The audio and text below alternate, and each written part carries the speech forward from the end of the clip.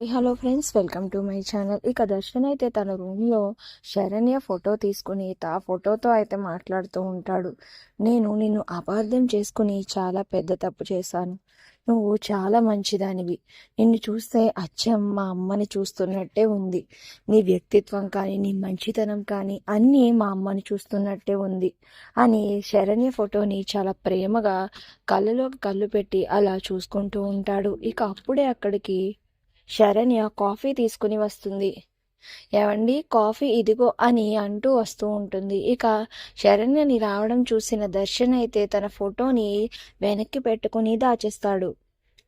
ఇక శరణ్య కాఫీ ఇస్తూ ఉంటే కుడి చేతిని మానేసి ఎడం చేతిని ఇచ్చి కాఫీ తీసుకుంటూ ఉంటాడు. అదేంటండి ఈ చేయి ఇస్తున్నారు కొత్తగా అని అయితే అడుగుతూ ఉంటుంది శరణ్య. నీకెందుకు ఇవి అని కసురుకుంటాడు. సరే అని ఆ చేతికి కాఫీ ఇస్తుంది. ఇక అక్కడి నుంచి వెళ్ళిపోతున్న శరణ్య అయితే, ఏమండి ఇక్కడ నా ఫోటో ఒకటి ఉండాలి, మీరు చూసారా అని తన ఫోటో కనిపించట్లేదని అడుగుతూ ఉంటుంది. లేదు నేను చూడలేదు అని దర్శన్ అంటూ ఉంటాడు.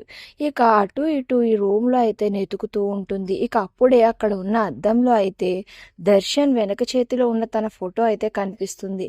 ఇక అది చూసి ఇదేంటి ఈ నా చేతిలో నా ఫోటో ఉంది అని అయితే ఆశ్చర్యంగా చూస్తూ ఉంటుంది. మరి శరణ్యని దర్శన్ ఇష్టపడుతున్నాడు అనే విషయం ఇప్పటికైనా శరణ్యకి తెలుస్తుందా అనేది నెక్స్ట్ రివ్యూలో తెలుసుకుందాం. వీడియో నచ్చితే ప్లీజ్ సబ్స్క్రైబ్.